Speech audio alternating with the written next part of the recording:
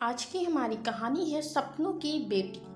तो आपने बहुत सी चीज़ें देखी होंगी जो हम सपने में देखते हैं वो सच हो जाती हैं। लेकिन यहाँ पर एक राजकुमारी ऐसी होती है जो अपनी माँ को सपने में देखती है और अंत में उसकी माँ उसे मिल जाती है। तो दोस्तों चलिए सुनते हैं बहुत ही मज़ेदार सी एक कहानी, सपनों की बेटी।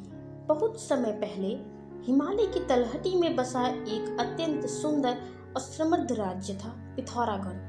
यहाँ के राजा जयचंद अपने न्यायप्रिय स्वभाव और रानी विमला अपनी करुणामयी प्रवृत्ति के लिए दूर दूर तक प्रसिद्ध थे। राज्य की सीमाओं में नदियां कल कल बहती थीं, पर्वतों पर हरियाली लहराती थी और खेतों में सोना उगता था।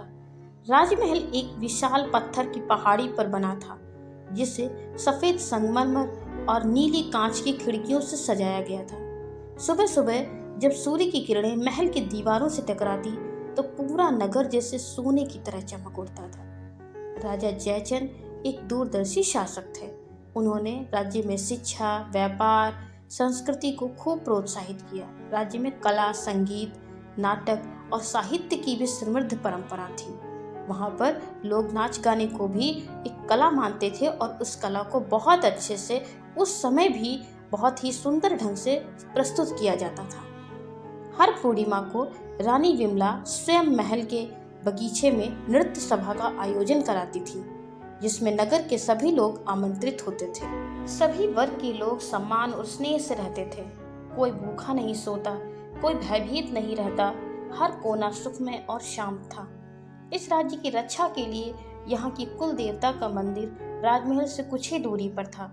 यहाँ रानी नियमित पूजा करती थी। लेकिन जैसे हर सूर्यास्त के बाद अंधेरा होता है, वैसे ही स्वर्णिम युग पर भी एक छाया धीरे धीरे फैलने लगी। पिथौरागढ़ में सब कुछ शांत और सुंदर चल रहा था, लेकिन दूर पर्वतों के पार, जहाँ घने जंगल और रहस्यमयी गुफाएं थीं, एक जादूगर तपस्या में लीन था। उसका नाम था खोसला। वह वर्षों से काली विद्या की साधना करता रहा था और अब उसे अपार शक्ति प्राप्त हो चुकी थी। उसका हृदय ईर्ष्या और सत्ता की लालसा से भर चुका था। एक दिन जब वह ध्यान से उठा तो उसकी दृष्टि भविष्य की घटनाओं पर गई। उसने देखा कि पिथौरागढ़ राज्य के केवल संपन्न ही नहीं, बल्कि उसकी संतान एक दूसरे उत्तरांचल की रक्षा करेंगी, और यह देखकर वो क्रोधित हो उठा। उसने सोचा, अगर इस राज्य को मैं नष्ट कर दूं तो इसकी शक्ति अपने अंदर समाहित कर सकता हूँ। राजा जयचंद की भलमनसाहत और रानी विमला की करुणा इस राज्य की ढाल है। इन दोनों को ही पहले समाप्त करना होगा। तो इसके लिए खोसला ने एक चाल चली। वह भेष बदलकर एक संत के रूप में राजमहल पहुंचा। उसके चेहरे पर तेज था, वस्त्रों में धूल, आंखों में विनम्रता थी। रानी विमला ने उसे हाथ जोड़कर प्रणाम किया और राजमहल में विश्राम का निमंत्रण दिया। राजा जयचंद ने भी उसे सम्मान दिया। वे नहीं जानते थे कि उन्होंने अपने घर में मृत्यु को ही आमंत्रित कर लिया है। राजमहल के एक कोने में, जहां सदियों से काले जादू को रोकने के लिए, तांत्रिक जादू को रोकने के लिए कुल देवता के पदचिन्ह बने हुए थे, खोसला ने गुप्त ढंग से मंत्रों से उसे भंग कर दिया। और रात को जब पूरा महल नींद में सो रहा था, वह चुपचाप रानी के कक्ष में गया और विशेष मंत्र से उन्हें बेहोश कर दिया। और फिर उसने रानी को महल के एक तहखाने में बंदी बना लिया।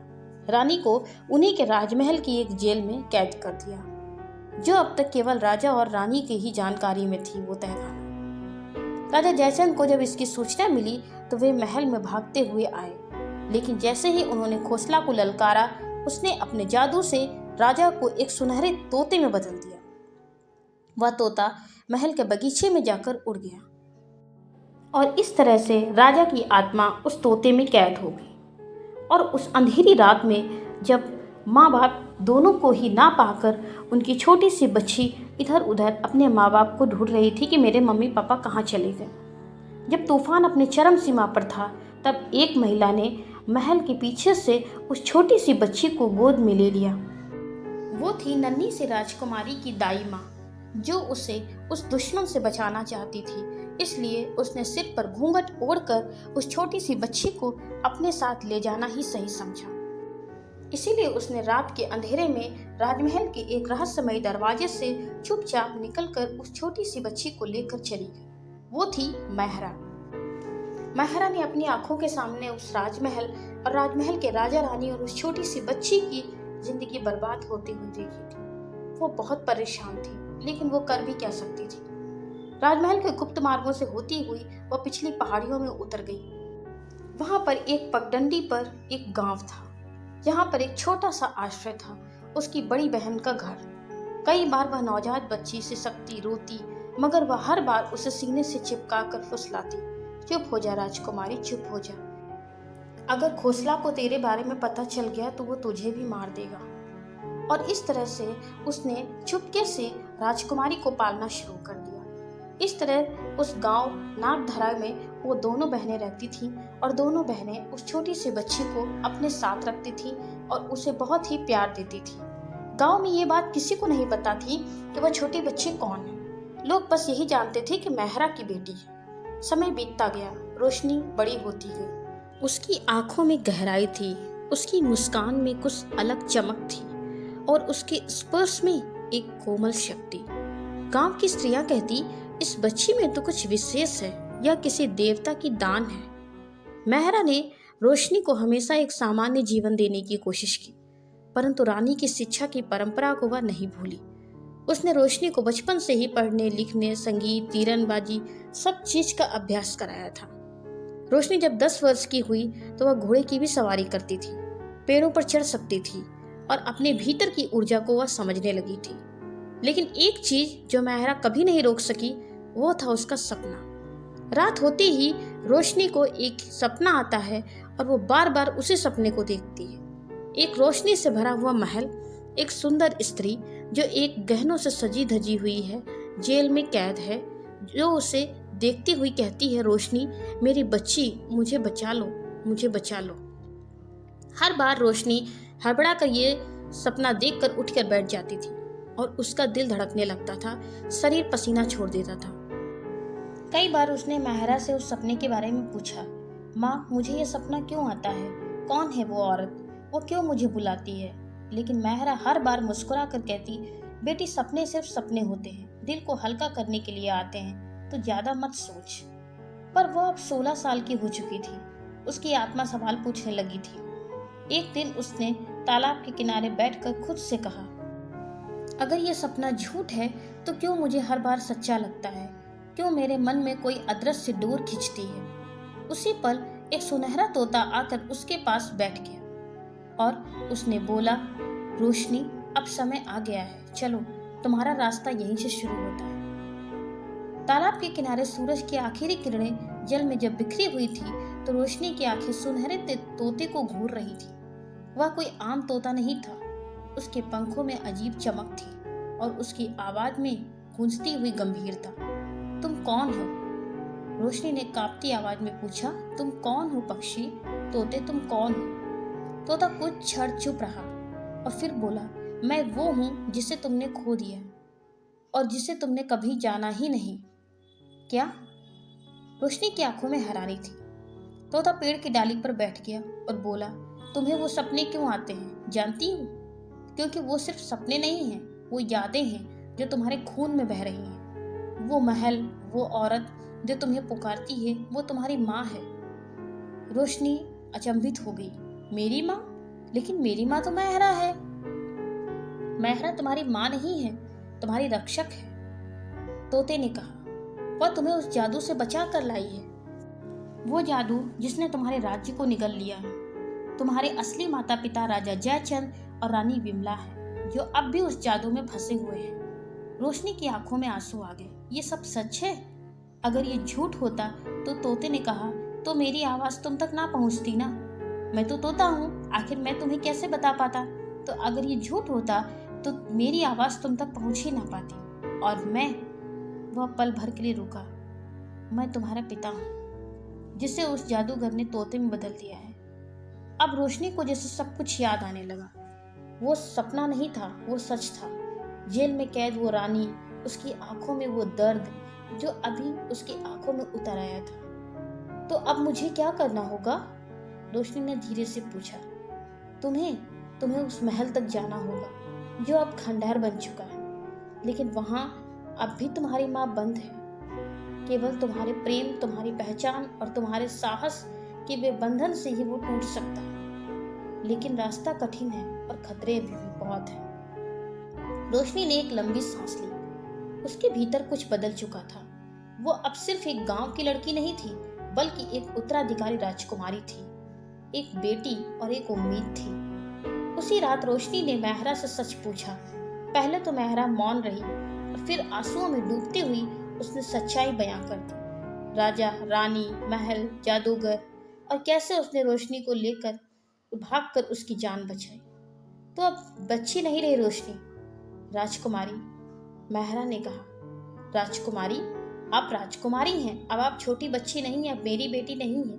अब आप राजकुमारी बन चुकी हैं और अब आपको खुद ही इसके आगे का रास्ता तय करना होगा। अगली सुबह जब सूरज पहाड़ियों के पीछे से निकल रहा था और रोशनी से भरा हुआ था, तब हमारी छोटी सी राजकुमारी रोशनी एक छोटी सी गठरी, धनुष, बाण और साहस लेकर निकल पड़ी। उस रास्ते पर जो खंडहर महल की ओर जाता था, सुबह की किरणें जब पहाड़ियों पर फैली तो रोशनी एक नए जीवन के मार्ग पर चल चुकी थी। उसके हाथ में धनुष बाण था, उसकी पीठ पर एक छोटी सी पोटली और आंखों में विश्वास की चमक थी। उसका हृदय तेजी से धड़क रहा था। डर और उत्साह दोनों ही साथ साथ थे।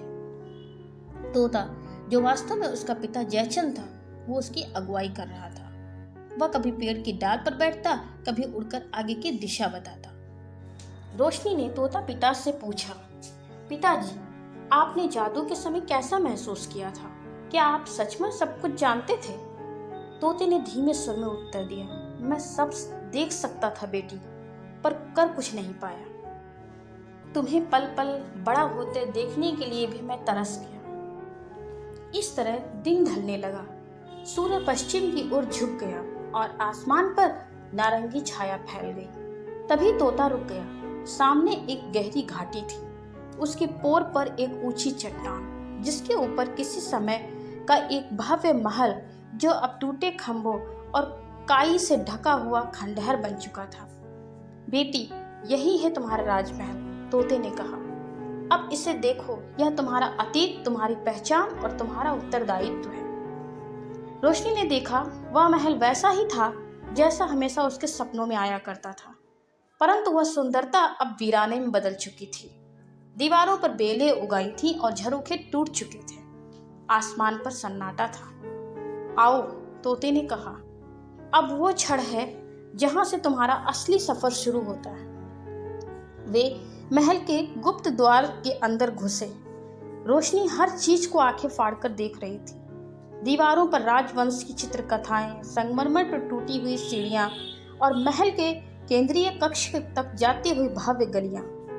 एकाएक रोशनी ठिठक गई। उसकी सांसें थम गई। जैसे एक लोहे की जाली थी उसके पीछे, वैसी ही और वही औरत कैद थी जिसे वह हमेशा सपने में देखा करती थी।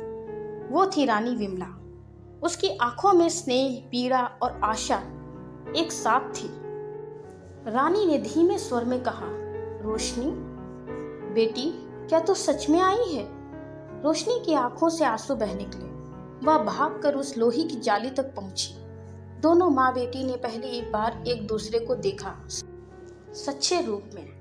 मैं तुम्हें पहचानती हूँ, मैंने तुम्हें हर रात देखा है माँ, रोशनी ने कहा। रानी विमला ने मुस्कुराकर कहा, और मैं तुझ में हर सुबह जीती रही। तू मेरी आशा थी, मेरी संतान, मेरी राज्य की रक्षा। महल की वीरानी में पहली बार कोई भावना गूंजी थी, प्यार, पहचान और पुनर्मिलन।